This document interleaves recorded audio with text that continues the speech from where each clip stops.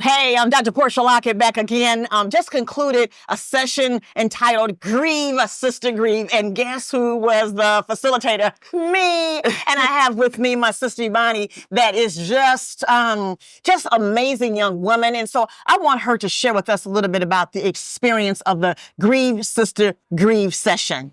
So what I loved the most about the session was that you went over all the different ways that people grieve. Mm-hmm. I think oftentimes they associate it with someone passing away, with death, and not always thinking about how you could be grieving a person who's living. Yes. You could be grieving things. You could be so all of those things spoke to me in every single way. And I believe that, God placed me here for many reasons, but I think that specifically, I researched this all day long. I read about it all day long. YouTube videos, documentaries. And so I don't think it was a coincidence. I write about it all day long. I'm a writer. And so it just touched me in so many ways. And when we did the exercise, when you brought everybody up intergenerationally, that really touched me because I knew that I was the youngest woman here. Mm-hmm. And one thing that I've always felt deeply about, I've literally written, I've been grieving the grandmothers that I've never met. I've written that before. And I've always felt like I've carried this weight and this burden that feels like this anchor that kind of keeps me like drowning. Right. And I feel that every day sometimes. So you can really relate to the illustration that we had with the person with the rocks. Yes. Yeah. That visual really spoke to me. Mm-hmm. And it's just been hard. I've been through so much, depression and all these different things. And so having all these women, including yourself, you've been amazing since the very beginning, pour into me, right? This pouring exercise. I just became overwhelmed with so many emotions. And I just don't even, honestly, I'm at a loss for words. I don't like attention, so it was hard for me to be up there and be breaking down in front of everybody. Yes. And, all these women just coming and just speaking life into me. And so I'm just, I don't even know. It's okay. Yeah. It takes a minute to be able to process it. It is, yeah. But just to welcome it. Absolutely. And whenever you feel that moment of being depressed or you're at that moment of feeling down and overworked and anxiety, just remember that circle. Mm-hmm. Remember all the words those sisters poured into you on today. I'm so happy that our paths have crossed. Me too. Amen. God bless you. God bless. Thank you. Amen. All right.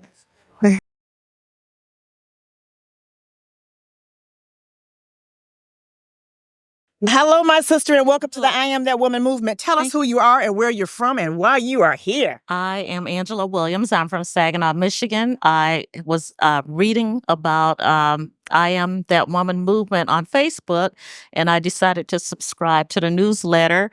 And what influenced me was, first of all, my personal journey.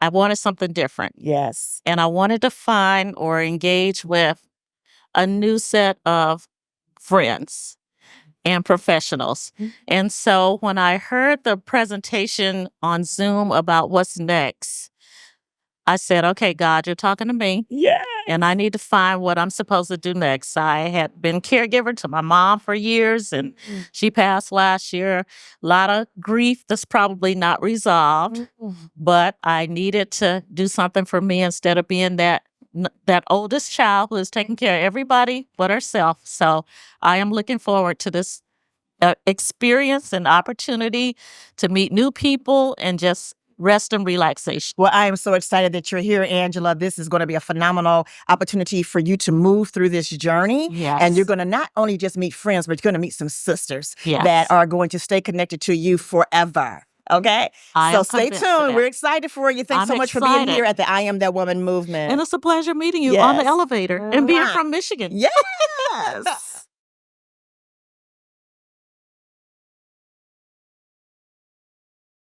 Yes, so we're back here at the I Am That Woman movement, and I have with me my new sister, Geneva from Chicago. So tell us a little bit about why you came and what you're expecting here at the movement. Well, my sister, she initially introduced me to the movement, and I have attended a few of your brunches and whatnot. Something that I really focus on myself is wellness because I am in the wellness industry, healthcare, and all that good stuff. So this is something that really ties into, what I believe in. And so in the hopes or, the want to connect with women of like minds, that's why I'm here. Where you're going to get exactly what you're believing in God for and more. Yes, How about that? I'm so we are excited so for it. excited to be here. Stay Yes. connected. You're going to meet so many wonderful women that are here, that are like-minded, like you said, and also be exposed to some new things that you never anticipated being exposed to. Exactly. Yeah. That's what I expect, and I'm excited for it. All right, my love. Thank you so much. Thank you, my love. Okay.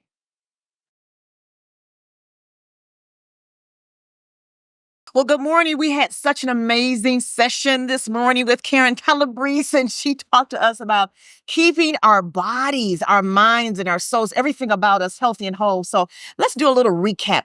You started off saying something about, you ended up saying something about if you don't take care of your body, you will have the most magnificent machine you'll ever be given, you'll have no place to live. You have, say that one more time. I think If you don't take care of your body, the most magnificent machine you'll ever be given, where will you live? It was amazing. So we started off talking a little bit about how we have been programmed since Literally. childbirth to eat meat and things, dairy products And things that were sugars and unhealthy all for the us. things that weren't designed for us to do. When the reality is God gave us the first perfect food, breast milk. Yes, You know, yes. it's the perfect protein. It's everything. But we have been programmed into a matrix of going against everything God created for us to do. Mm-hmm. So how can one start? If someone is just starting from ground level, what are 3 things that we can do just to start? Because, most folks are not just going to go just raw and just, I'm cutting out everything. I don't recommend that either. Yes, Because you have tapes that have been playing for a lifetime. You can't just shut them off. Then you walk around miserable from not having the tapes playing and trying to retrain them. So it's setting intentions. Yes. Okay, I'm going to make changes to improve my life. You don't have to say what they are. You don't have to label them. But you have to say, and I would write it down because so we can remember. Yes. I'm going to make changes that may feel uncomfortable at times, but I'm going to remind myself. I'm going to start my day off with water. Okay, as opposed to a huge breakfast, Yes. to break the fast of my body. And I think especially probably the most important thing to give up first would be dairy. And I call it cow secretions. We call it dairy. It's intended for a baby calf that's meant to grow 1,000 pounds the first year of its life. I would stop with all dairy, and that's ice cream, butter, sugar, whatever, because it's in everything too. So I would look for it.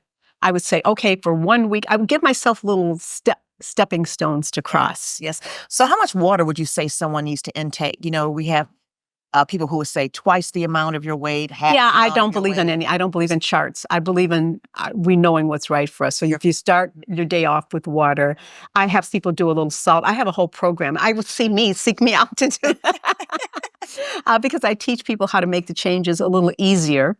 Because you see, when you take in a little salt before you drink the water, as opposed to just flushing through your kidneys, it gets into your cells and you get hydrated differently. So there are many things. So I'm not going to say 2 quarts of water or this. There are ways to get in touch with your body.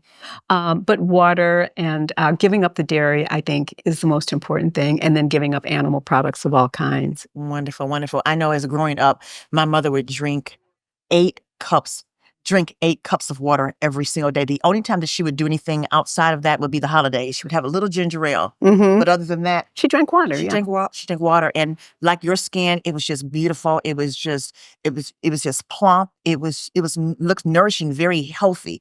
And so she never was over 110 pounds and she was 5'3". She just took care of her. Her mantra was, I love myself. After God, I love myself. And so it's very obvious. I love that you myself. love yourself because you take very good care of yourself, right? Right. So you talked a little bit about the meat products, right? And how the animals actually connect to the ground, and then we eat third hand. Right. So talk a little bit about if we start from the ground up ourselves. Right. What the plants, the greenery, this is here for us. It's our medicine cabinets, it's our pharmacy, it's everything. God put everything here to heal us from the lessons we learn. So we're supposed to go directly to God's food, which is the plant. What I said was, the sun feeds the plant, and then the animal eats the plant, because all the animals we choose to eat for protein and calcium are vegan animals. Yes. Okay, Yes. That's kind of backwards. Yes. All right, all the ones we choose to eat. So they eat the plant, and then we eat the animal, or you eat the animal. I don't.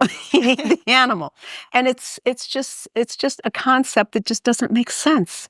But this is what we've been taught: the 4 food groups and blah blah blah. It just doesn't make sense if you think about it. But you've been programmed to do it, so it feels normal and it feels natural. And I'm going to throw in real quick, because of our camera people here, Black men, you have no idea, heart attacks. It's from the red meat. Yes. It's from eating meat. And the first symptom of a heart attack is when you have it. So you can walk around feeling great, and then all of a sudden you have a heart attack and you're dead. It's from the meat.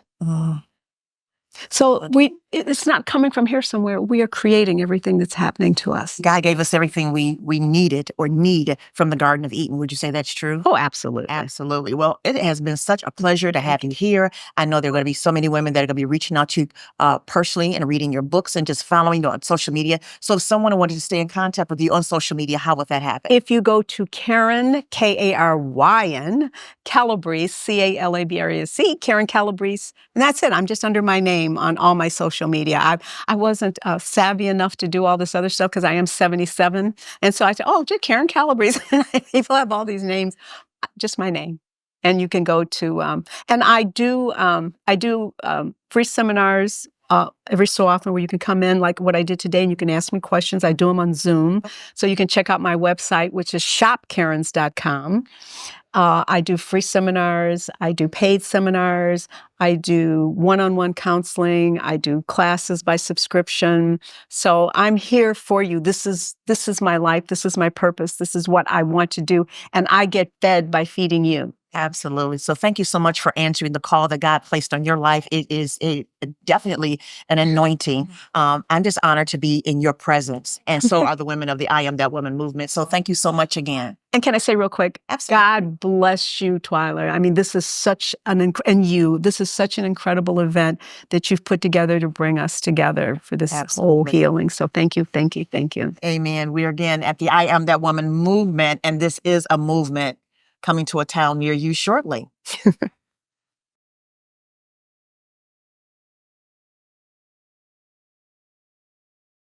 Hello, we are here at the I Am That Woman movement, and we have just completed a segment with Cassandra Cummings. And she spoke to us this morning a little bit about how to make your money move for you, how to make your money work for you. So Cassandra, just kind of like give us a little summation of what you just talked about in that hour session with the I Am That Woman movement women. Yes. So I talked about how to make your money work for you so you don't have to work for your money. Yeah. And that's essentially what this session was really all about, was really you doing the work, putting your money into investing. So that way you can create passive income and make money in your sleep. Ooh, I like that. Money working for me when I'm sleeping. Yes. So you had an exercise where you had the women to basically go to the Yahoo Finance and look up the current state of each opportunity for us to be able to invest. So we had Walmart, we had Starbucks, we had the Marriott. Share with us a couple of others that we experienced this morning. So so the exercise was for the women to go to their Yahoo Finance app and actually look up a particular company's ticker symbol and find the closing stock price or the current stock price. So companies like Ulta Beauty, companies like Southwest, companies that we invest in all the time. All the time. Like Bank of America. Who doesn't have a Bank of America account? Bank of America, they have accounts. 1 in 2 households have a relationship with Bank of America. We should be owning a stock, the stock for Bank of America. Wonderful. And you played a video from one of the gentlemen who is a participant on the Shark Tank. What was his name? Mr. Wonderful, Kevin O'Leary. Yes, and he made some amazing points that he shared with us. Can you kind of highlight what he said? Well, he said that his mother actually had 2 secret accounts that she hid from her 2 husbands. Right? She hid from her husband. She hid from her husband.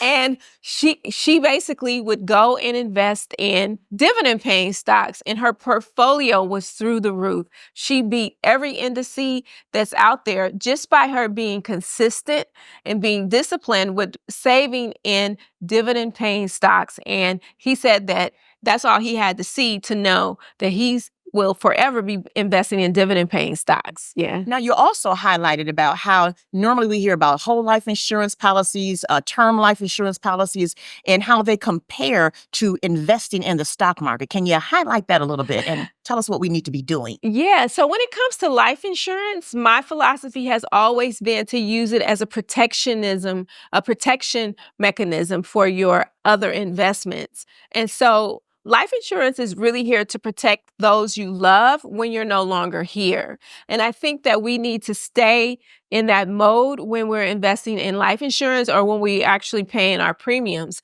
So I like to have a 2-pronged approach with insurance. You have enough term to cover all of your expenses, but then you also have a whole life policy that you can pull money out tax-free if you needed to. But that whole life policy is there because it's permanent insurance. You're going to automatically leave your loved one something if the term runs out.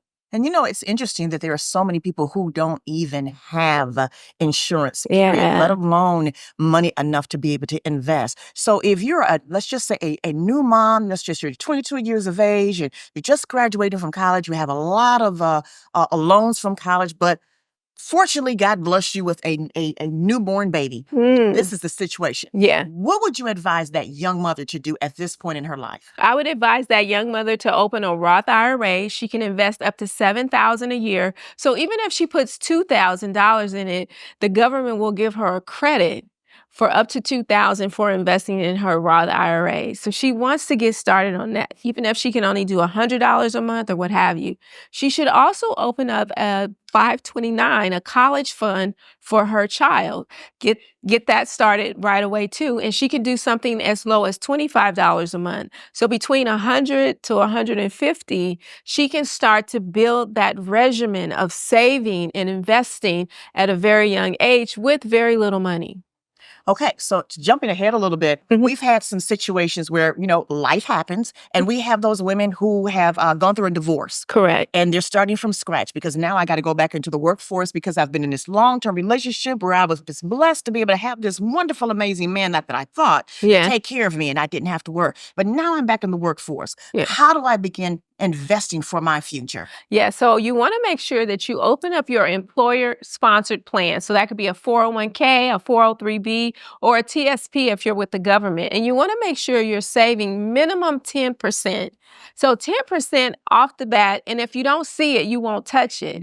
So you want to make sure you get started that way. And then you want to also make sure you have a Roth IRA. This is so key because now you're going to have money that goes from forever being taxed to never being taxed. So we want to move from forever taxed to never taxed, as my guy Ed Schlott would say. And so in doing that, you get yourself back in the game of saving and investing. And then I'm going to also say for my women who are currently happily married or unhappily married, that they want to make sure that they have their own money. Even inside of a marriage, you always want to make sure you have your own money. Even if you're a stay-at-home mom or stay-at-home wife, you can have spousal IRAs where your husband or you contribute to these retirement accounts on your behalf. Wonderful. Yeah. It's been such a blessing talking with you, letting us know at the I Am That Woman movement that you can have stocks and stilettos. Yes.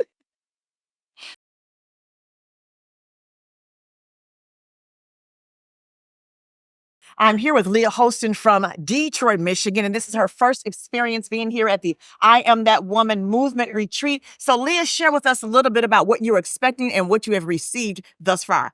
Well, I didn't know what to expect, but I was hoping for restoration. I was hoping for networking. I was hoping to learn new things. And I can say that each one of those boxes have been checked in just what I'm calling day one of workshops. Yesterday was powerful as well, but this is the first day of workshops, and I am so full. We started off this morning with that restoration piece that I needed. Today, this afternoon, we're doing all the workshops that are just pouring into me so much knowledge, things I didn't even know I was looking for. So for me, I'm loving it. I can't wait. I can't wait for this afternoon and the rest of the days here. Well, thank you so much for Yes, joining us. We are so yes. excited, and we look forward to you coming back again next year. Absolutely. I will be back. I will be back. All right. Thanks. You. All right. Mwah.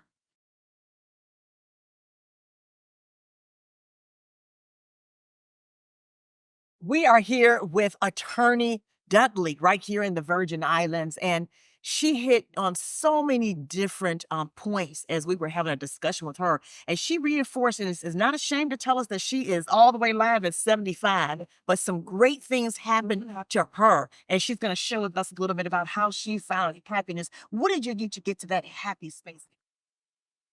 Had to decide that I wanted to be happy. Yes. At 75, I don't have many years left, so I want to make the best of them. Yes. So I decided that everything that made me unhappy, I had to take out of my life, and I did. And that included my husband and some of the people who surrounded me.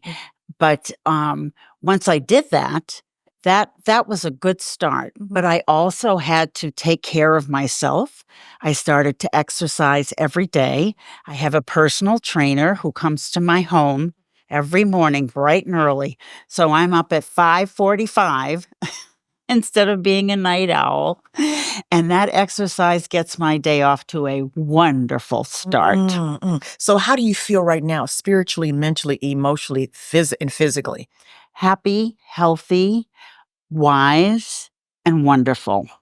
Wonderful. So I remember this morning, we started off our day with an exercise, and it was talking about letting go. You had no idea of what we're going to do. And what you said in our session here was the power of letting go to create your own happy space. So you mentioned your husband and a few other things. Can you go a little bit more in detail in terms of some other things that you let go of? Sure. I had to let go of the feeling of control, the need to control everything. Yes. I was on a lot of different boards and commissions, and I had a lot of community responsibilities. And so I let go of all of the things, including being on some of the boards and commissions. I said, I have to resign. I can't give myself to this and be whole. So in order to remain whole, I decided those things that worked with me and made me happy, Oh, that's amazing. that's what I kept. And my favorite thing is to mentor young girls. Oh, wonderful. I have mentees from all over the place who come back and visit me, remember me at Christmas, remember my birthday, Oh, that's so- and say, I'm in town. You want to have dinner? It's great. That's wonderful. I know one of the things that you mentioned as you were talking about letting go and learning how to say no. No is a complete sentence. And Yeah. it's okay to say no to some things. No, I can no longer serve you. No longer be a part of that. No longer staying up late. So you put a lot of no's in place Yes. as you were letting go. And so that takes strength, that takes power, that takes intentionality. Am I right? It was work. Yeah. It was absolutely. work. This was not an easy journey. Saying no and giving up things that I really did enjoy, but that took just too much out of me. When I started sending emails to people at 4 a.m., I knew I was burnt out, and it was time to make a change. The power of saying no, the power of letting go so that you could be all that God created you to be and having that happy space, being me, being you. Yes. Wonderful.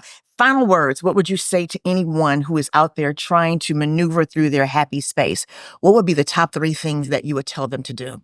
Well, the first thing is to love yourself. Yes. Love yourself. Yes. Love yourself. And if you love yourself, that means you're going to take care of your health. Yes. And that means eating mindfully and exercising. And finally, feed your spirit. Yes. Feed your spirit. Feed your spirit with art, with culture, with being outdoors, with being at the ocean, with being in a city, being where you are happy. Yes. Oh, that is so wonderful. We are just so blessed and so honored to have had you in our space today, giving us you. wisdom and knowledge on how to be and remain in the space of happiness. Thank you so much. Thank you. God bless you. Thank Thank you so you. much. God bless you all.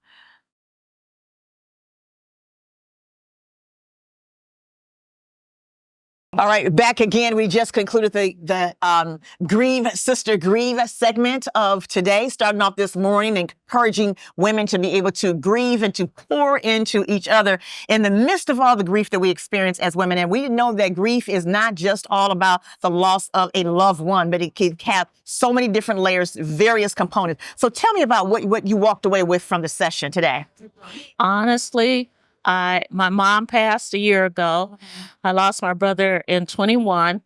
I had a little gift box on my bed, and as I was packing to come here, it contained my mom's ashes and a cardinal bracelet. And so I said, okay, what is my reason for not ever wearing this? The power of the circle just then and God's intervention has allowed me to proudly wear my mother's ashes as well as the cardinal for the first time. And I just thank God for this intervention and the sisterhood and fellowship of all of these women being together that I did not know.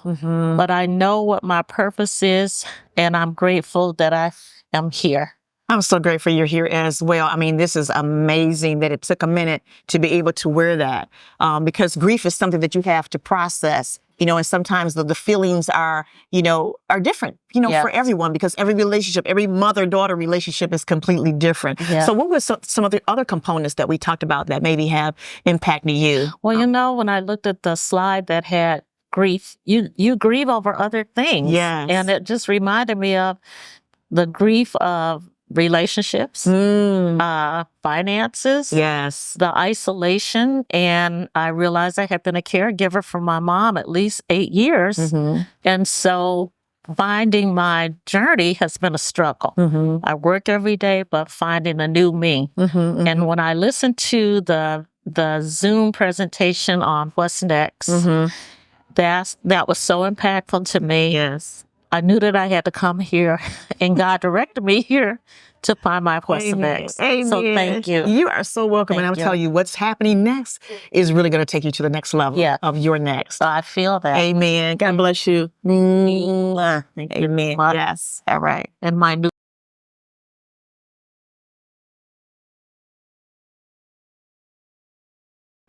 We are back again with the second part of Dr. Jean's session. And I will tell you, it was just so powerful, so in depth, encouraging us to go ahead and read her book, follow up. And she gave us 10 tips on how to maneuver through our journeys in just terms of leadership and making that change. So Dr. J, if you could just, and I know it's hard, if you want everyone to walk away with something, what would those 3 things be? Say, if you haven't heard anything else I said, what would it be?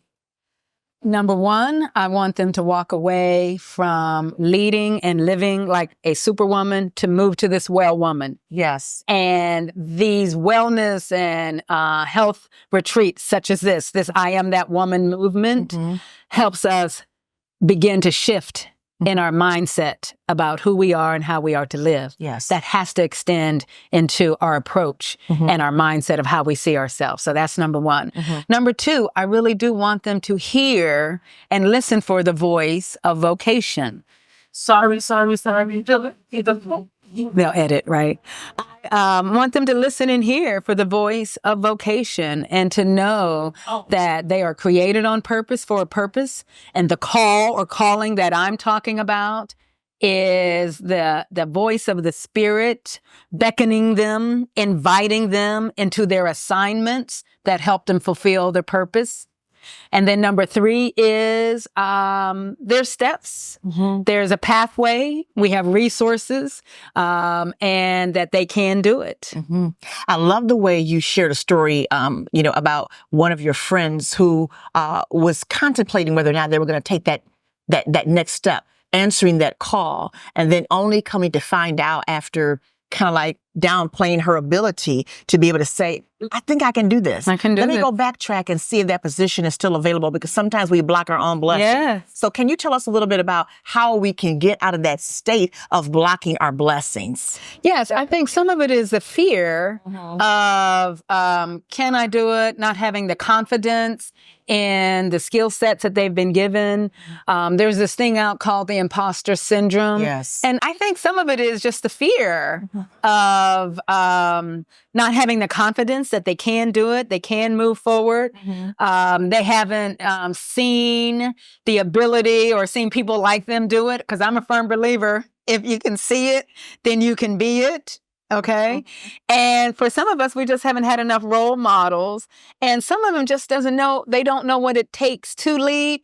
I'm a firm believer, as you heard me say inside, there's many early career professionals, mid-career professionals who aren't given the tools, but then they might be thrown into a role, but they're not given the tools. And that's what I'm here to help early and mid-career professionals get equipped to be able to say, yes, I can. Yes. You mentioned something about coaching, right? Yeah. And how it's important to have a coach when you're stepping out on faith and stepping into that water of just, I don't know. Yeah. So how important is it for every person who is striving to become their best, anticipating, taking that leap of faith, leaving corporate America to start their own? How important is it for them to be able to have a coach? I think it's absolutely essential. When I left corporate America to go into my own, I didn't have a coach, but I did follow a model for the corporate. I was in a big 5 consulting practice, and we used a lot of affiliate consultants. So I made sure that I had good relationships. Yeah. I let my manager at the time know. We're friends to this day. Like, look, I'm sensing this move on, but how can I help you replace me?